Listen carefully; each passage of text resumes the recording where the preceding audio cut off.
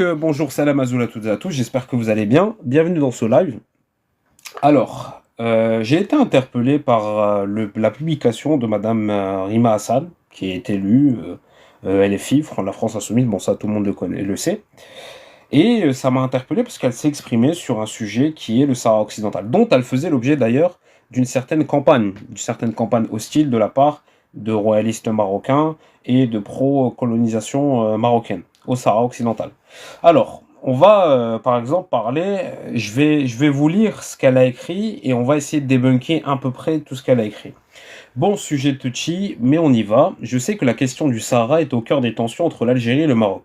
Alors, déjà c'est le Sahara occidental, c'est pas le Sahara, est au cœur des tensions entre l'Algérie et le Maroc. Non, dans les tensions entre l'Algérie et le Maroc, il y a plusieurs dossiers, dont la normalisation, dont énormément de choses, dont le fait que le régime marocain est expansionniste, dont le fait que le régime marocain a fait énormément de choses provocantes, des choses qui sont de subversifs, entre guillemets, et hostiles vis-à-vis de l'Algérie.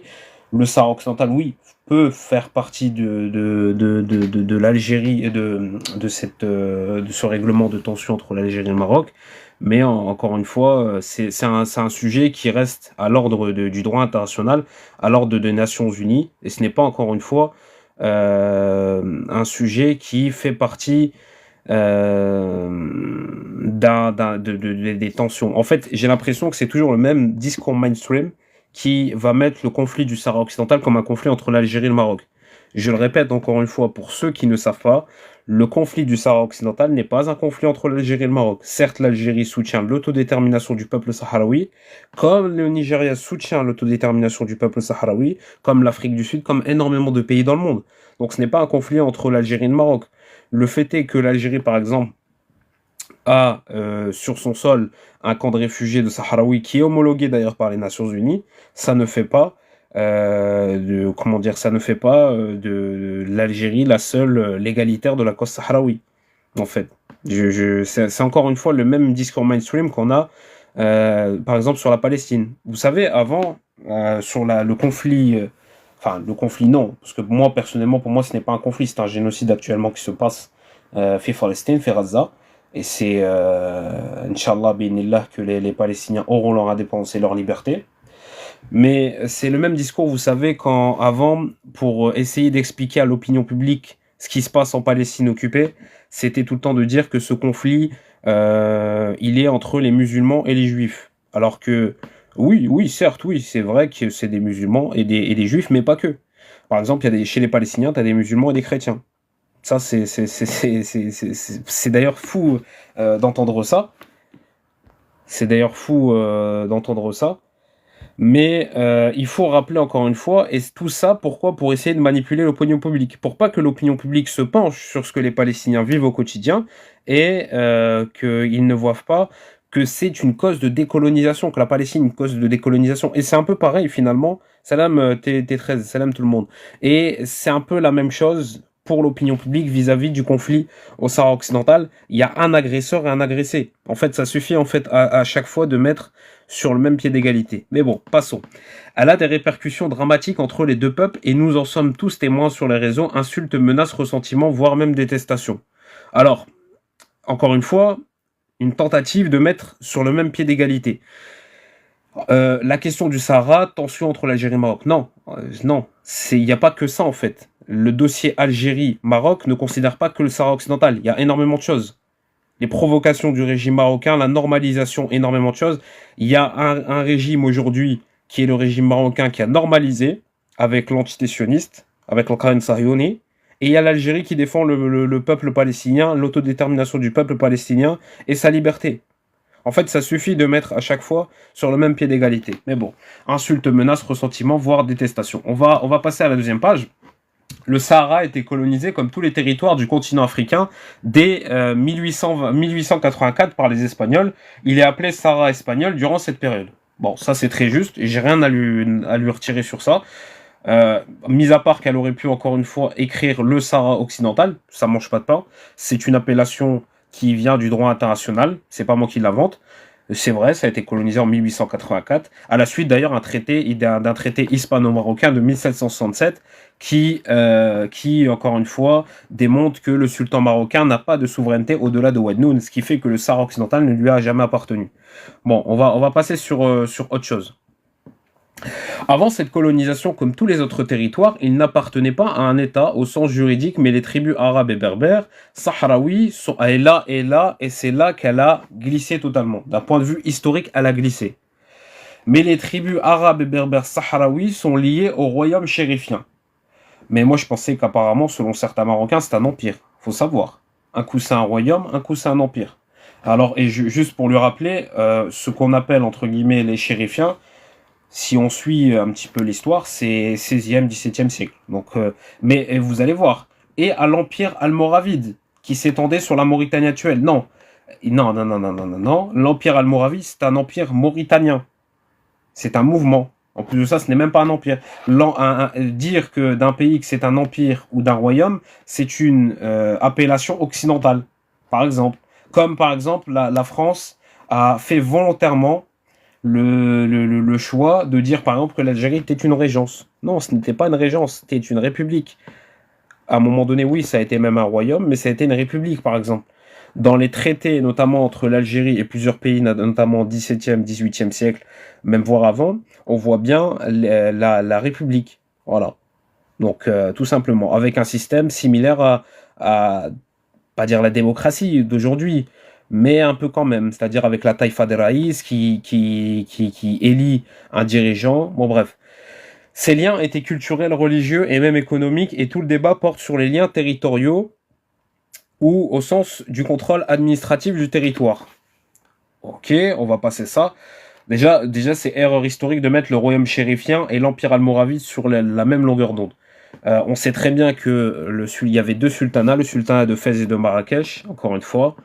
Je vous dis 16e, 17e siècle, ça n'a rien à voir avec l'empire almoravide qui remonte au 10e, 11e siècle. Donc voilà. Salam à toutes et à tous, j'espère que vous allez bien. Tapote au maximum s'il vous plaît. Juste, je préfère directement dire les choses. Je suis honnête avec vous, hein, comme je l'ai toujours été. Je ferai monter personne cette fois-ci. Mais Inch'Allah, prochain live, si je fais un gros live ou quoi, Inch'Allah, je ferai monter et je vous ferai réagir, Inch'Allah, avec grand plaisir. Alors, ces liens, c'est vraiment parce que ce live, je vais essayer de le mettre sur mon compte, Inch'Allah. Enfin, le message que je veux lui transmettre à cette Rima Hassan, qui a raconté des énormités pour moi sur le sujet du Sahara occidental. Ces liens étaient culturels, religieux et même économiques. Tout le débat porte sur les liens territoriaux au sens du contrôle administratif du territoire. Bon, on va passer.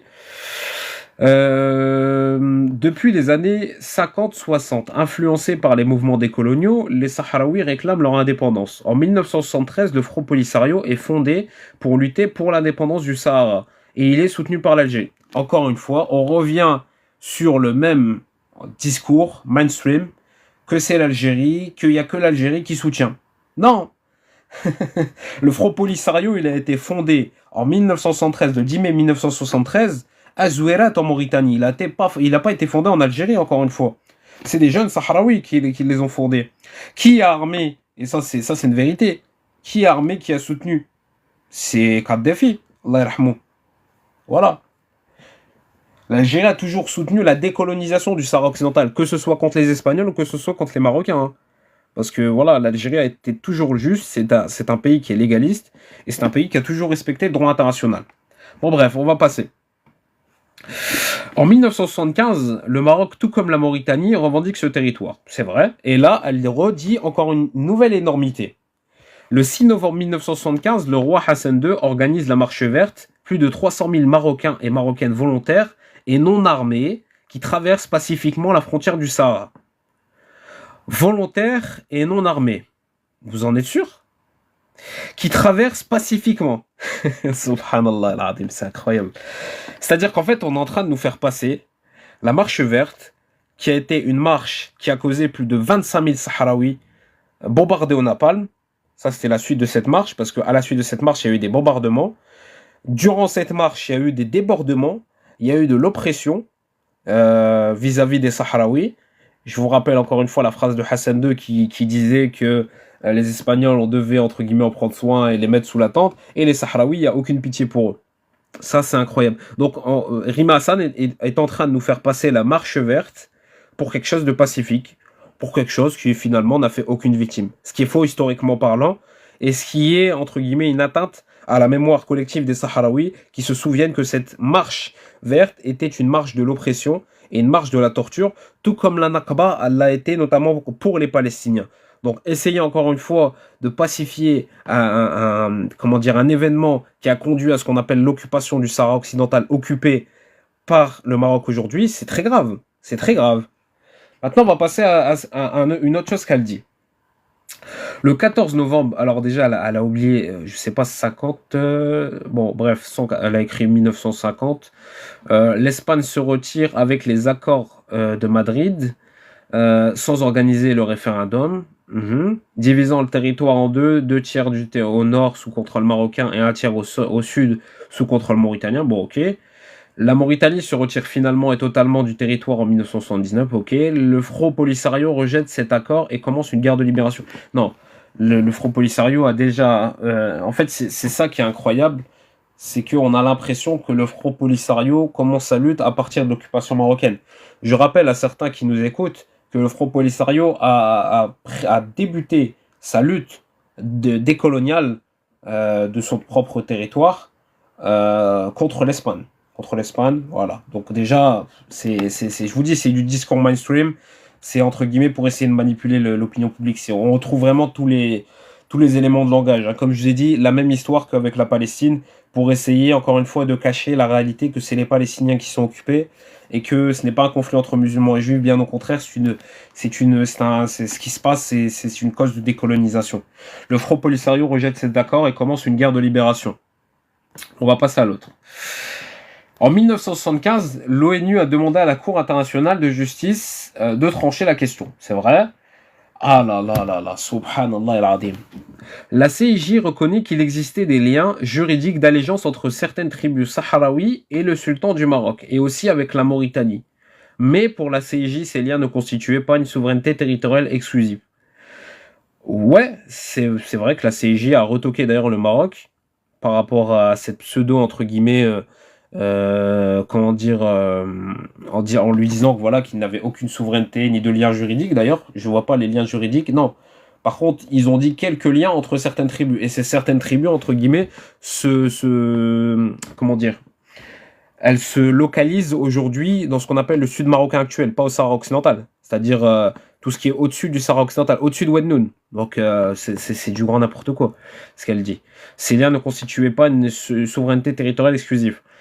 Le Sahara occidental n'était pas... Et c'est là que c'est toute la contradiction. Soit je suis fou, soit j'ai mal interprété.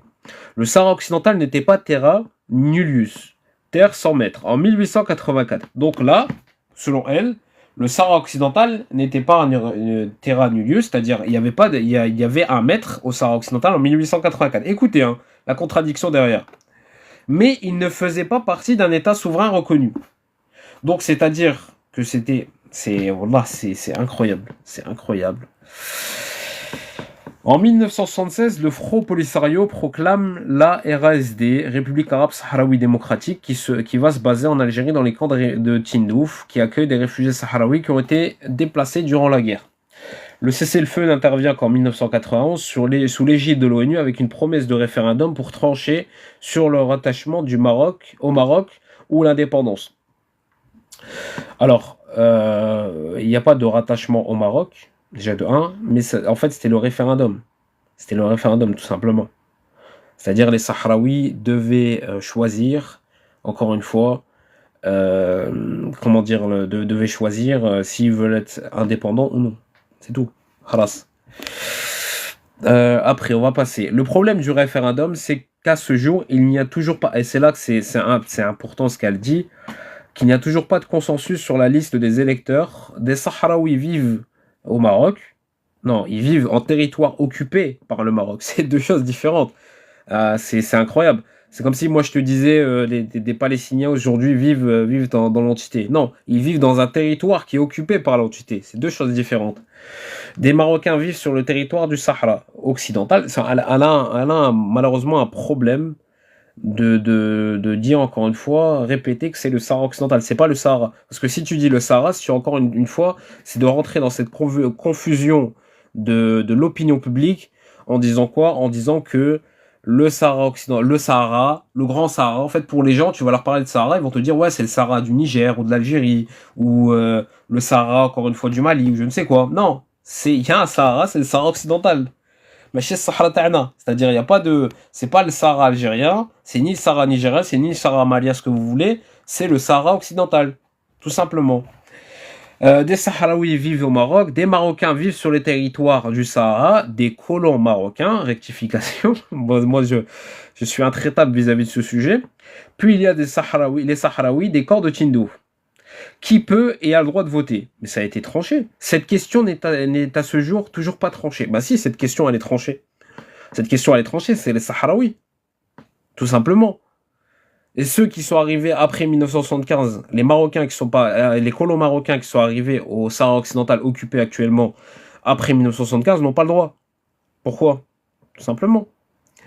Parce que comment dire, ça influencerait l'opinion et le référendum.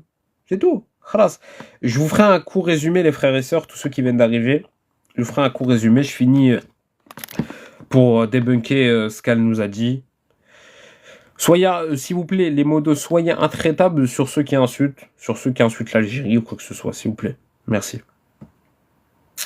Le conflit est donc aujourd'hui gelé, mais pas résolu. Le Maroc exerce de facto un contrôle complet administratif, économique et militaire sur plus de 80% du territoire. Et le Front Polisario sur les 20% restants. Bon, on va dire que oui, bon, ça c'est réel. Ces deux territoires sont séparés par le mur des sables marocains. Ce n'est pas une frontière internationale reconnue. Ouais, c'est d'ailleurs ce qui prouve encore une fois qu'il y a une situation qui n'est pas résolue et que c'est un territoire non autonome selon les Nations Unies, et c'est un territoire qui, encore une fois, qui a besoin d'une décolonisation. Alors, depuis 2007, le Maroc propose un plan d'autonomie sous souveraineté marocaine. Non, c'est autonomie.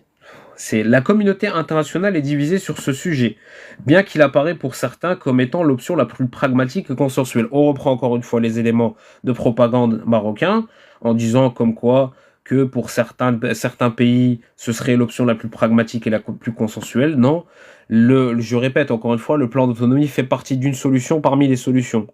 Mais la première solution reste et demeure l'autodétermination.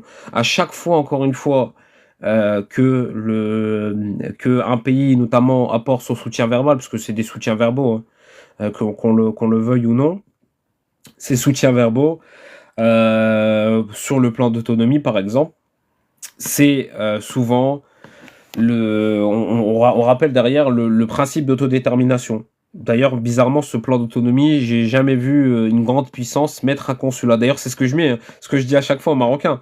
Je dis, mais vous me parlez de plan d'autonomie.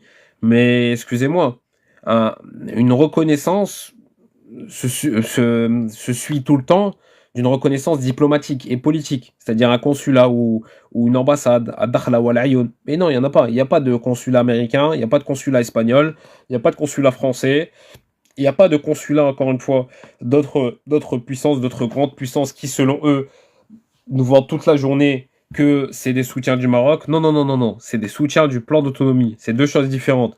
Et encore une fois, le plan d'autonomie fera l'objet d'un accord. C'est-à-dire que vous vouliez ou non, demain, même l'Algérie soutient le plan d'autonomie. C'est les Sahraouis qui choisiront s'ils ont envie de ce plan d'autonomie ou pas. Donc, c'est du grand n'importe quoi. Maintenant, on va passer de son côté. Le Front Polisario dénonce une forme d'exploitation illégale. Oui, bah oui. Mais ces dernières années, alors là, on est vraiment dans le propagande pure et dure. Et derrière, pour essayer de tamiser, pour essayer de faire l'équilibriste. Ces dernières années, le Maroc a investi une dizaine de milliards d'euros dans ce territoire. Services publics, écoles, universités, énergie, renouvelables, infrastructures, tourisme, etc. De son côté, le Front Polisario dénonce une forme d'exploitation illégale.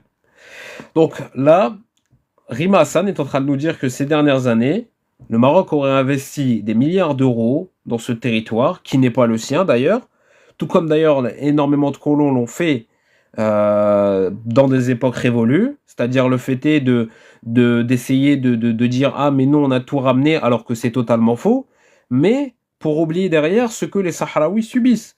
Moi je peux vous dire ce que les Sahraouis subissent au quotidien dans les territoires occupés du Sahara occidental.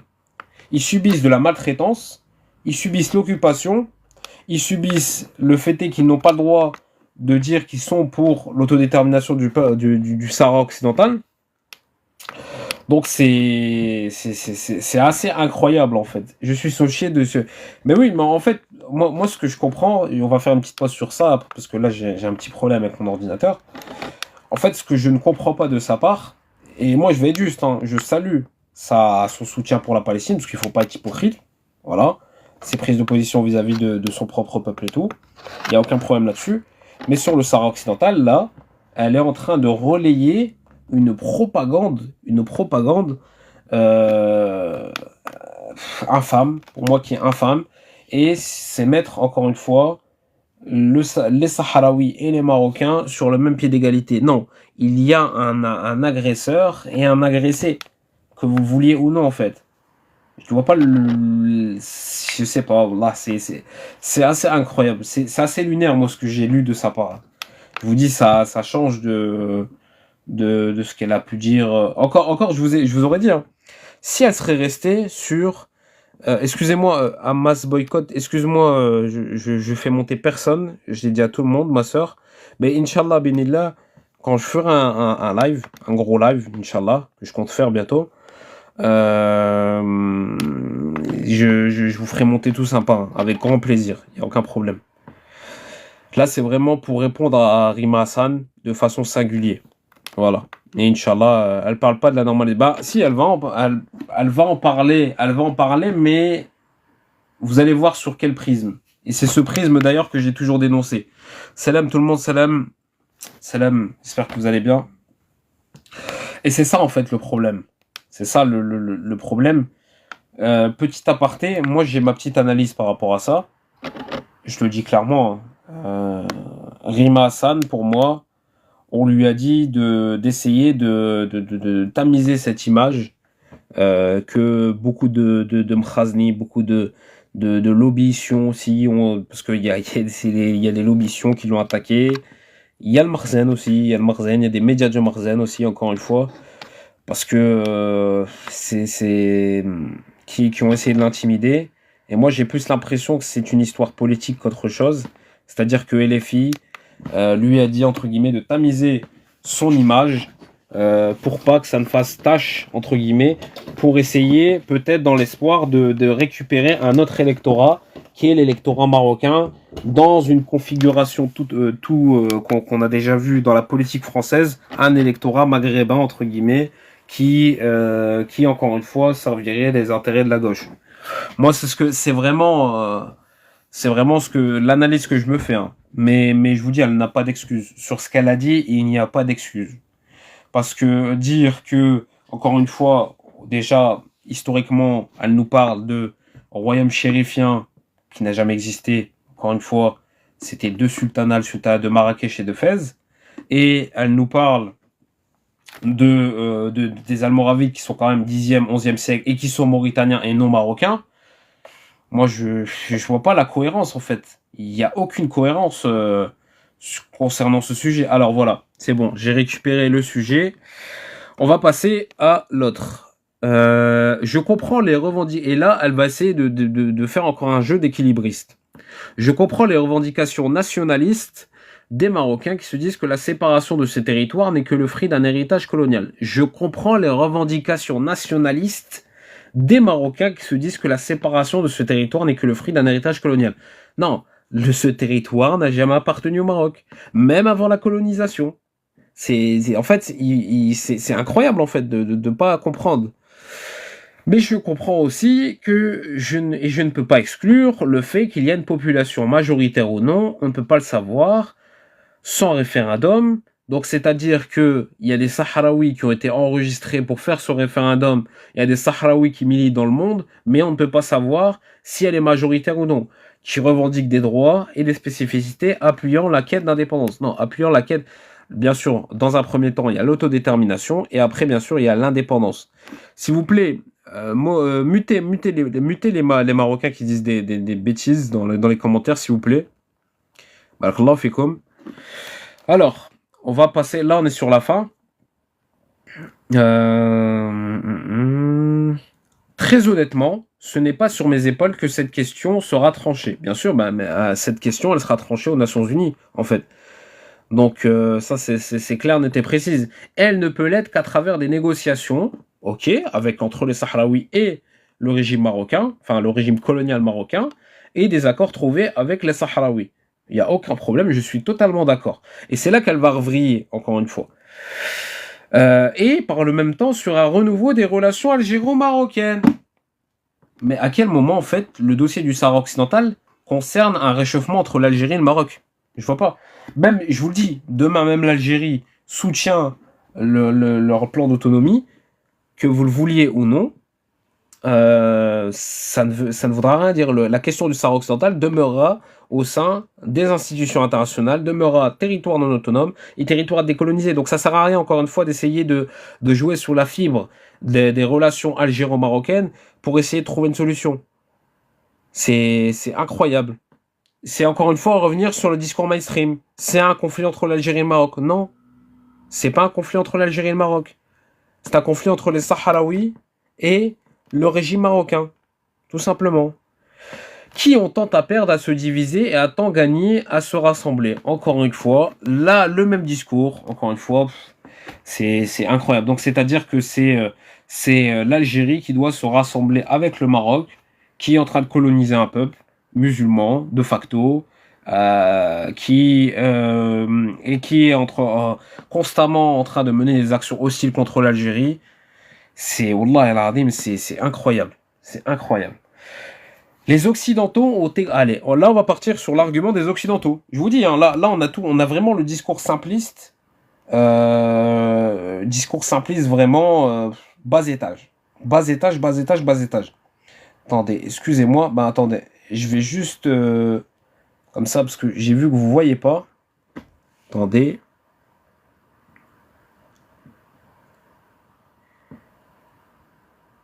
J'ai vu que vous ne voyez pas.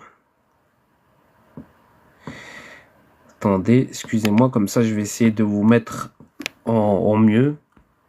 On va essayer, hein. Attendez, comme ça vous allez un peu plus voir. Ah non, c'est pas ça. Fixe. Voilà. Là, en espérant que vous allez un peu plus mieux voir. Attendez, panneau.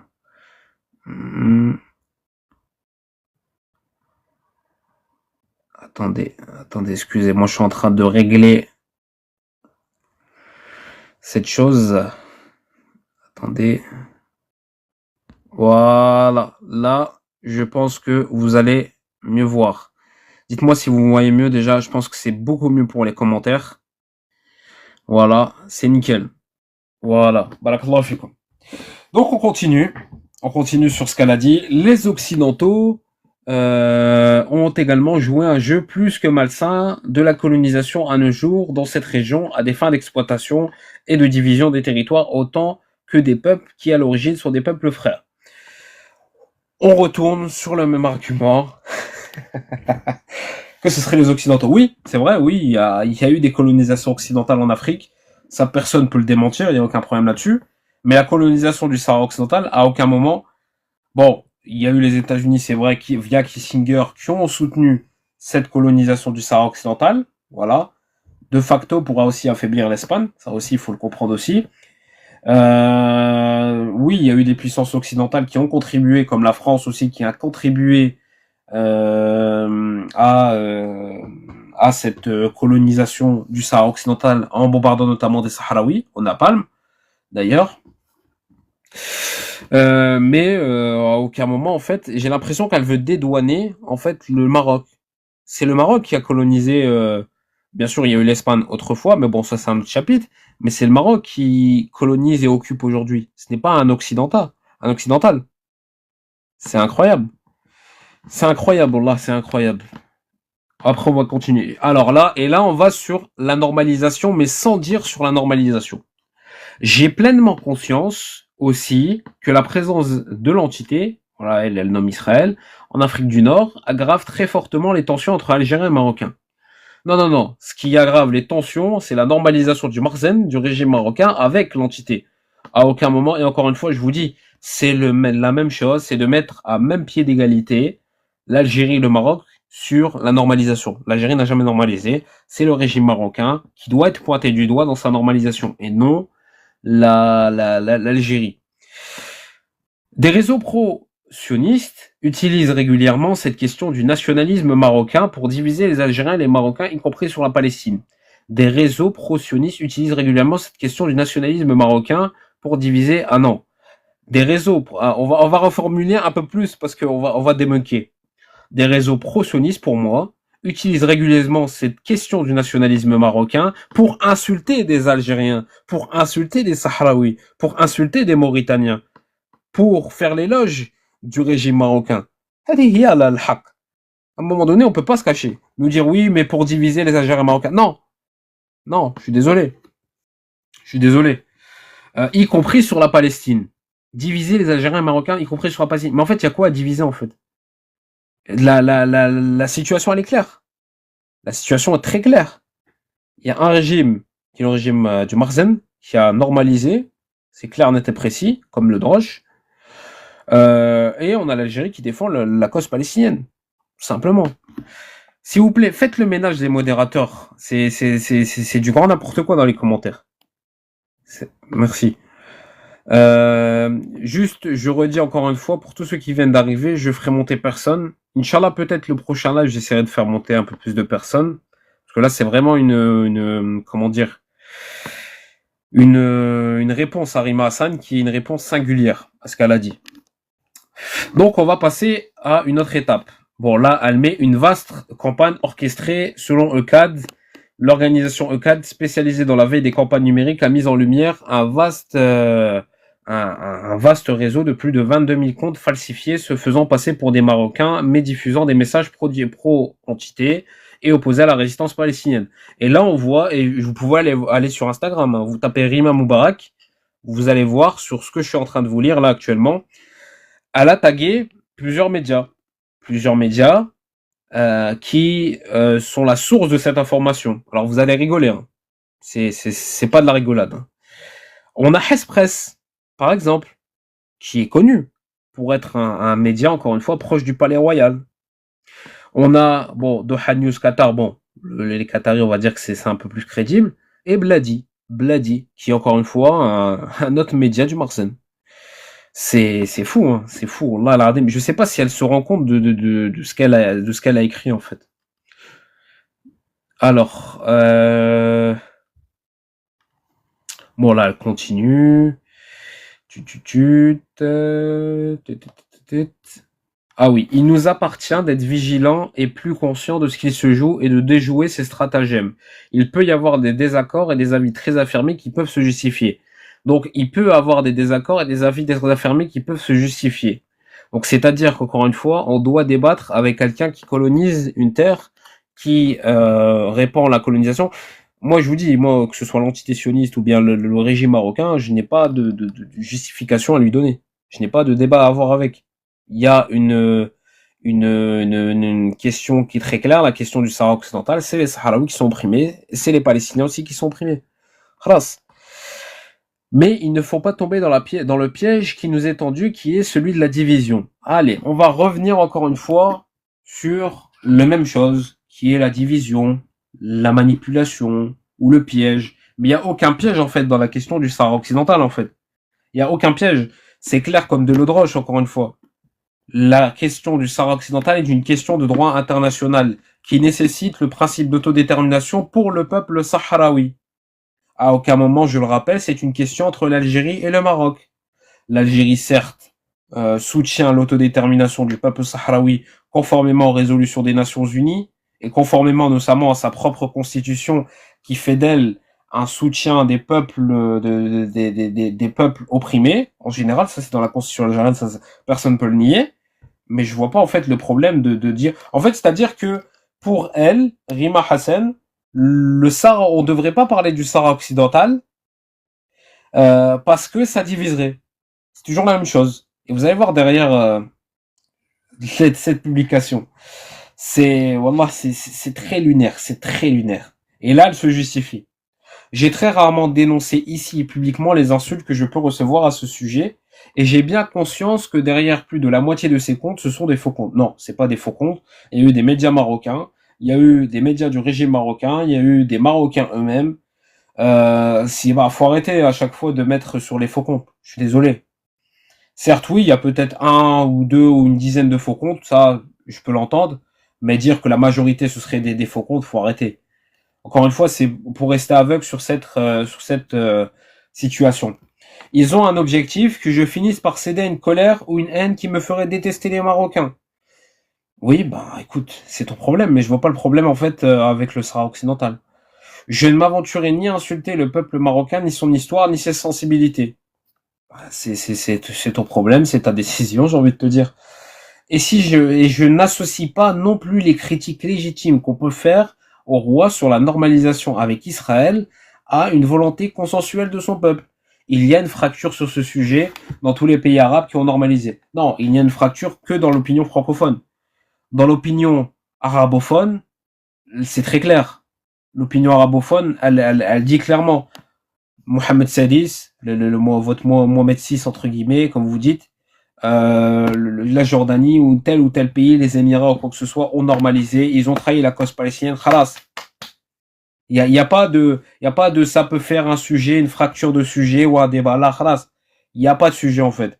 Quand tu collabores, et encore une fois, on n'est pas dans une normalisation, et moi je le dis à chaque fois, on ne doit plus utiliser le terme de normalisation. On peut utiliser le terme de normalisation pour parler du processus que le régime marocain a mené avec l'entité, mais encore une fois, on ne peut pas éviter de dire que c'est de la collaboration aujourd'hui. C'est de la collaboration que le Maroc fait avec l'entité. Toutes les semaines, il y a un navire qui transporte encore une fois des pièces de F-35 qui sont destinées à l'entité sioniste pour pouvoir bombarder des frères palestiniens, tout simplement. Et très bien relevé, Mauritano, Barakallahu Fik, donc dénoncer la colonisation sahara-occidentale, c'est insulter le peuple marocain. Exactement, bah pour elle, en fait, je vous dis, on est dans un raisonnement simpliste de ce qui se passe. Oui, bon, le Sahara occidental, alors on a plusieurs opinions simplistes, encore une fois, sur ce conflit. On a l'opinion simpliste qui est en train de nous dire oui, mais le Sahara, il appartient à tout le monde, tout en sachant que on parle pas du Grand Sahara, tout simplement, et que la question du Grand Sahara a été, ça y est, elle est clos. Il y a un Sahara algérien, il y a un Sahara malien, il y a un Sahara nigérien, khalas. Il y a un Sahara tunisien, si vous voulez, un Sahara libyen, il y a aucun problème. Mais il n'y a pas de Sahara marocain. Il y a un Sahara occidental qui est en attente d'exercer son principe et son droit à l'autodétermination conformément aux Nations Unies, au droit international, tout simplement. Alors là, je pense qu'on a fini. Je pense que aussi vous avez pu voir aussi, je sais pas si faut que j'aille voir, faut que j'aille me renseigner sur ce qu'elle a liké aussi. Ça aussi, encore une fois, c'est du grand n'importe quoi, personnellement. Tous les commentaires, alors là, historiquement, l'Empire marocain englobait une partie de l'Algérie. Bon, bref, toute la propagande, encore une fois, de l'expansionnisme marocain, et elle like. C'est-à-dire qu'en fait, je sais pas si elle le fait exprès, inconsciemment ou consciemment, mais c'est très grave, en fait, de liker. Par l'autrice, hein. Donc, c'est vraiment Rima Hassan qui a liké ça, hein. C'est pas une fake news ou quoi que ce soit. Après, il y en a un qui utilise le régime algérien, bon bref, toute la propagande maurice, entre guillemets. C'est, wallah al-adim, moi, je vais être juste, hein, clairement, je vais être juste. Personnellement, voilà, pour moi, elle m'a déçu personnellement. Je pensais qu'elle aurait un peu plus de cran, encore une fois, vis-à-vis de ses principes de défendre les peuples opprimés comme la Palestine. Ah oui, elle a mis aussi un autre, comment dire, un autre, je sais pas, un autre tweet ou un autre sur Instagram, bref, dans ses commentaires, et elle a dit à une Algérienne, je crois, elle lui a dit, mais la cause palestinienne n'est pas pareille que la cause sahraoui. Donc déjà, elle essaye de, entre guillemets, de délégitimer la cause sahraoui, en essayant de faire une, comment dire, une hiérarchie des peuples opprimés. Madame Rima Hassan, moi je voudrais vous répondre par, il y a énormément de Palestiniens, il y a énormément de militants politiques palestiniens qui soutiennent la cause sahraoui. Pourquoi? Parce qu'ils savent que c'est étroitement lié, encore plus aujourd'hui avec cette normalisation, notamment avec l'entité sioniste et le Maroc. Mais voilà, c'est très simple. C'est très simple. Encore une fois. Il y a pas de, je vois pas en fait la chose. Là en fait, elle nous dit que la cause palestinienne, non, c'est deux causes qui se valent. C'est une cause des peuples opprimés. Et moi je le dis, je défendrai tous les causes des peuples opprimés, qu'ils soient musulmans ou non, parce que certains aussi veulent faire une hiérarchie vis-à-vis de ça. Le Hogra, on n'aime pas. En tant que musulmans, nous n'aimons pas la Hogra. En tant qu'Algériens, encore plus, nous n'aimons pas la Hogra. Pourquoi? Parce que nous l'avons vécu, tout simplement. Ce que certains n'ont pas vécu d'ailleurs. Voilà. Donc moi, cette analyse, je vous l'ai dit, hein, pour moi, c'est du clientélisme politique. Je pense qu'elle a dû se faire taper sur les doigts pour essayer, encore une fois, dans une opération à venir, d'essayer de récupérer cet électorat marocain qu'elle a pu, je sais pas, blessé ou quoi que ce soit, selon elle, encore une fois. Mais ça n'a rien à voir, en fait. Ça n'a rien à voir. Là, ce que tu es en train de faire, c'est que tu es en train de légitimer un discours mainstream qui est de dire que le conflit du Sahara occidental, c'est un conflit entre l'Algérie et le Maroc. Donc, bon, c'est des querelles entre l'Algérie et le Maroc, hein. Donc, en fait, quand quelqu'un va te lire, par exemple, je sais pas, je vais prendre un occidentaux ou n'importe quelle personne qui va te lire. Qu'est-ce qu'il va se dire? Il va se dire, mais en fait, mais non, mais ça, c'est un truc entre l'Algérie et le Maroc. Ah non, mais ça, c'est dans leur région. Bah non, on n'a rien à voir à ça. Et c'est toujours, encore une fois, la même chose, une opération pour délégitimer une cause, direct ou indirectement. Comme la cause palestinienne. C'est-à-dire, regardez, la cause palestinienne avant, bon, il y avait des militants autres que musulmans ou quoi que ce soit. Ça c'est réel. Mais ces dernières années, comment ça se fait que les gens ont commencé à de plus en plus soutenir la cause palestinienne? Parce qu'ils ont vu qu'il y avait un mensonge sur les discours de l'opinion publique, de l'opinion de la télévision, notamment, des médias, qui disaient que c'est un conflit entre musulmans et juifs. Non. C'est un conflit chez les Palestiniens et des musulmans et des chrétiens, par exemple. Si on prend. Tout simplement. Donc c'est complètement nul. Et en plus de ça, ce serait encore une fois pour mettre les deux sur le même piédestal. Excusez-moi. C'est pour mettre sur le même pied d'égalité l'agresseur et l'agressé. Non, il y a un agresseur qui est l'entité, et il y a un agressé qui s'appelle la Palestine, les Palestiniens. Tout comme il y a un agresseur qui s'appelle le Maroc, et il y a un agressé qui s'appelle le peuple sahraoui. Voilà. Et je vous dis, c'est en fait, j'ai l'impression, on est sur le même discours, que le peuple sahraoui serait la cause de la division de notre région. Non, c'est pas la cause de la division de notre région. Et encore une fois, pour avoir une division, il faudrait avoir déjà une union.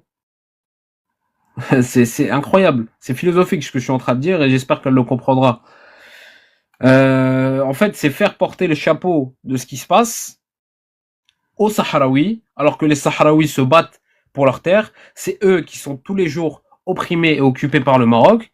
Mais ça, on s'en fout, parce qu'on veut ce qu'on appelle le Maghreb, l'échange des peuples ou quoi que ce soit. Je vois pas le rapport, en fait. C'est toujours la même chose. Vous savez, c'est comme ceux qui, par exemple, nous parlent de Maghreb. La question du Maghreb, le Maghreb al-Arabi, comme on connaît cet institut, excusez-moi, cet institut qui était à un moment donné présente, qui avait un projet et tout. Pourquoi ça n'a jamais marché? Et là, parce que cette institution a été gangrénée par le Marzen. Le Marzen a essayé de se l'approprier, tout simplement. A essayé de se l'approprier. Et encore une fois, moi, c'est ça qui me tue. C'est que là, j'ai l'impression qu'on alimente encore plus un discours qui nous dit que c'est les Sahraouis qui sont la réelle cause. Non. Non. Par contre, la solution à chercher, c'est qu'est-ce qu'on peut donner au peuple sahraoui pour que cette région soit plus sûre. Elle est là, la solution à donner. C'est pas de dire c'est les Sahraouis qui veut, voilà. En fait, encore une fois, je vous dis, c'est une opinion simpliste. Ça m'a poussé à faire ce live parce que j'ai vu des énormités historiques et des énormités dans le discours qui sont pas normales, tout simplement. Moi, je le dis, C'est malheureux de sa part. Encore une fois, je lui enlèverai pas parce que il faut être juste. Hein, faut pas. Vous savez, moi, je suis pas de cette opinion de dire oui, ah ça y est, elle nous a. Non, non, non. Je suis juste. Certes, sur la position sur le Sahara occidental, elle a fait n'importe quoi. Elle fait n'importe quoi et elle dit n'importe quoi. Mais concernant sa position sur le peuple palestinien, encore une fois, voilà, je lui enlèverai rien. Je lui enlèverai rien. C'est tout. Mais concernant sa position sur le Sahara occidental, c'est honteux. C'est honteux, encore une fois. C'est-à-dire que on défend le peuple palestinien, ce qui est très légitime, encore une fois, mais on ne veut pas défendre le peuple sahraoui sous prétexte que ça va diviser des peuples. Non, non, c'est du grand n'importe quoi. Moi, je préfère 10 fois quelqu'un qui me dit, voilà, je me range derrière les Nations Unies, mais je ne rentre pas dans ce conflit. Khalas, clairement. Mais de dire que ça va diviser, que la normalité... En plus de ça, elle nomme même pas la normalisation, elle dit la présence d'Israël en Afrique du Nord. Mais cette présence, elle est due à qui? Qui a ramené l'entité en Afrique du Nord? C'est ni la Mauritanie, c'est ni la Tunisie, c'est ni l'Algérie, c'est ni la Libye. Je vois pas en fait... alors pour ceux qui viennent d'arriver, encore une fois, allez voir son compte Instagram, c'est Rima Moubarak, vous tapez Rima Moubarak, et vous allez comprendre ce que j'ai pu dire. En fait, j'ai essayé de débunker. J'ai essayé de débunker ce qu'elle a pu dire, notamment sur le Sahara occidental, et donner mon ressentiment vis-à-vis de cette situation. Frère, tu peux remettre les coms, s'il te plaît, j'ai pas Insta. Les coms. Bah au pire, DZ Power, je pense qu'il est sur Twitter aussi. Il y a sur Twitter, c'est en train de tourner, il y a énormément de réactions de la part des Sahraouis, énormément de réactions de la part de l'Algérien d'ailleurs, qui sont en train de réagir à ce qui s'est dit. Wallah, c'est lunaire. Quand je vous dis, c'est vraiment lunaire. Et vous savez, ce que je vous ai montré là dans les commentaires, c'est-à-dire quand elle a liké, certaines choses bizarres, certaines propagandes encore entre guillemets, et ben là, elle a coupé ses commentaires, ce que je viens de voir. Et encore une fois, moi je le dis, c'est malheureux en fait ce qu'elle a fait, parce que c'est induire en erreur l'opinion. C'est-à-dire que l'opinion publique demain, quand elle va voir même l'opinion de gauche ou quoi que ce soit, hein, quand elle va voir le Sahara occidental, le peuple sahraoui, elle va se dire mais non, mais c'est un conflit entre l'Algérie et le Maroc, j'ai pas envie de rentrer dedans, ça va diviser. Non. En fait, soit vous défendez des causes des peuples opprimés, soit non. Soit vous êtes juste, hein, faut être juste à un moment donné. Soit vous défendez toutes les causes, et là on est d'accord, soit non. Donc voilà, les frères et sœurs, je vais prendre quelques questions, n'hésitez pas à poser des questions. Et je vous dis, Inch'Allah, binillah, j'essaierai de faire un plus grand live, Inch'Allah, et vous montrer avec grand plaisir. Avec grand plaisir. Voilà, merci de votre attention. Non, mais j'ai essayé du moins de réagir le plus juste possible à ce qu'elle a dit d'un point de vue historique, parce que je connais ce sujet. Voilà, barakallahu fi. Alors, ouais, moi j'ai une question. Elle a validé la thèse de César. Bah oui, mais c'est plus que ça, elle a validé la thèse du parti Istiklal. C'est-à-dire l'expansionnisme marocain, qui est dénoncé d'ailleurs dans toute la région. Tout simplement. De la part des Mauritaniens, de la part des Sahraouis, de la part des Algériens. Et bon, malheureusement, certains Maliens aussi ne sont pas réveillés sur ce truc-là, mais ça englobe aussi une partie du Mali, hein, jusqu'au fleuve Sénégal. Donc, as-tu le numéro de Rima pour moi, frérot? Non, je l'ai pas. J'ai pas. J'ai pas, malheureusement. Ou heureusement, on va dire. Ah là là, subhanallah al-azim. J'ai des gros doutes sur Rima.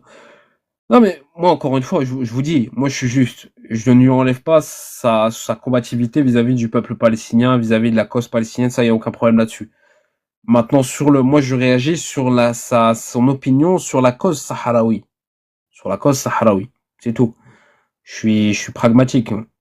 Maintenant, comme j'ai dit, Mélenchon est un Marocain, les filles ne sont pas nos amis. Oui, bah oui. Mais Mélenchon, en plus de ça, il avait clarifié une fois sa position, il était au Maroc, il avait dit oui, pour moi, ça appartient au Maroc. Même lui, pour vous dire, hein, je vous dis, c'est l'opinion simpliste. C'est ne pas chercher ce qui se passe, par exemple.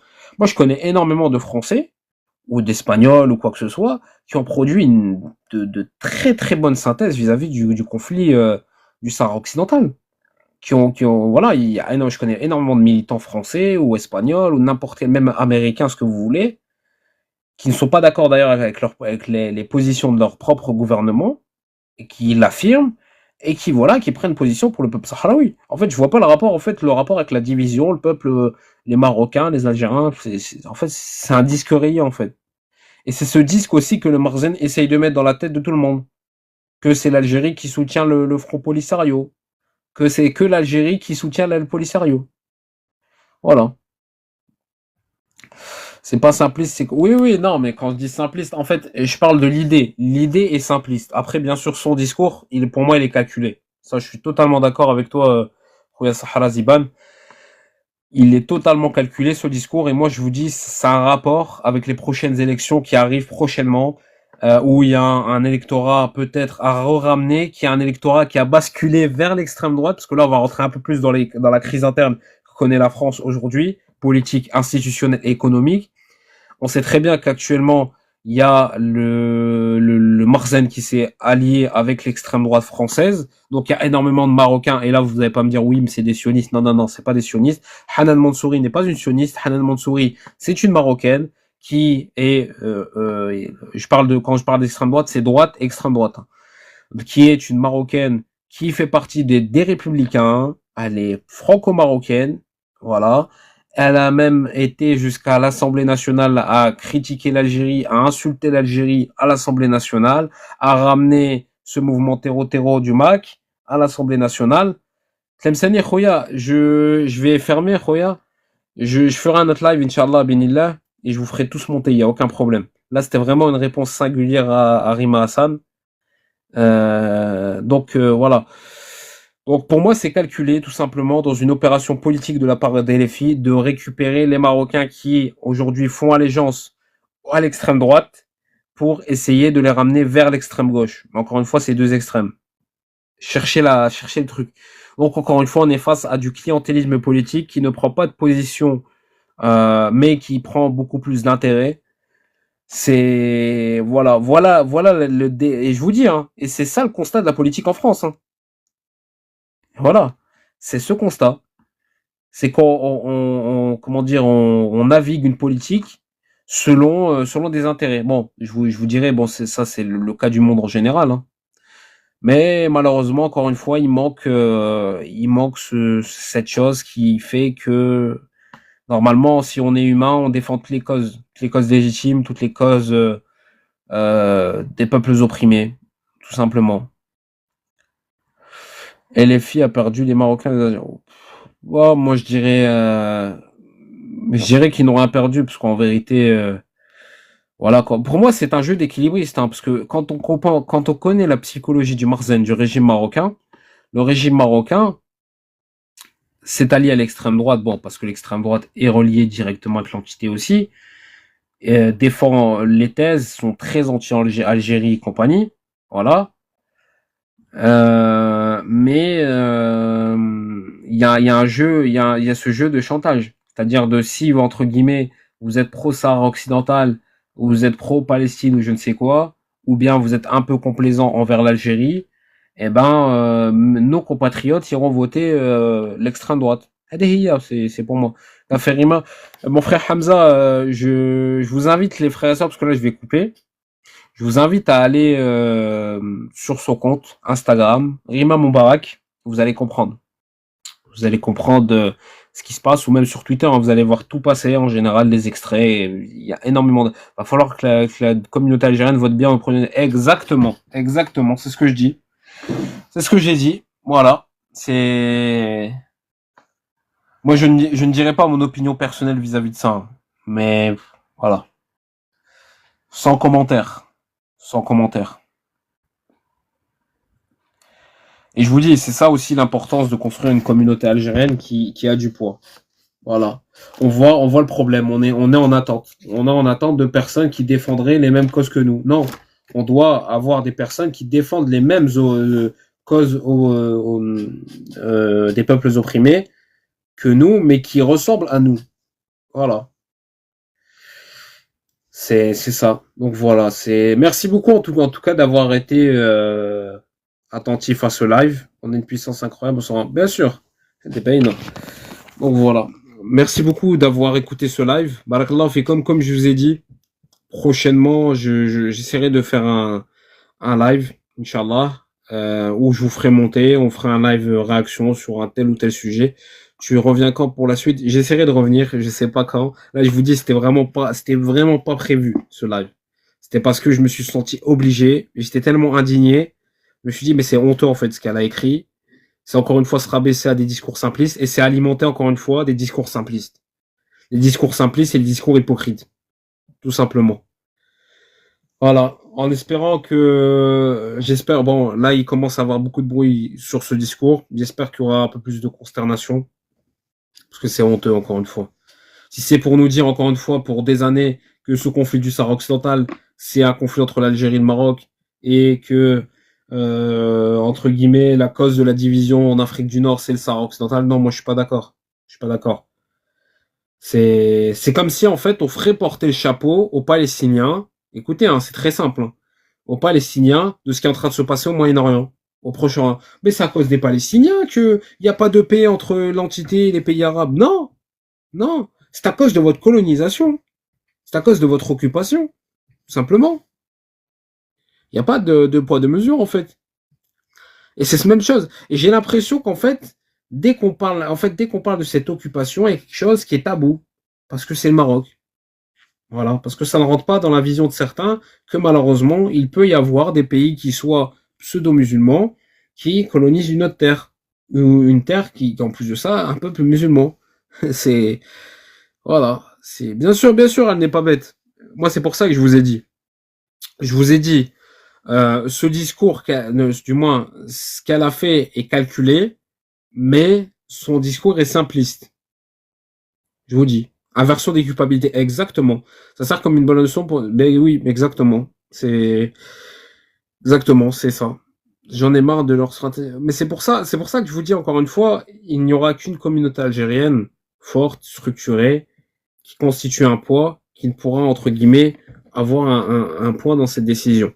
Wallah al-Azim. Vous savez, si on commence à attendre, il peut y avoir, attention, hein, je le dis encore une fois, il peut y avoir des grands, moi je connais des militants français, des militants espagnols, des militants américains, ce que vous voulez, qui sont pro-Sahara occidental, qui défendent des causes opprimées, il n'y a aucun problème là-dessus.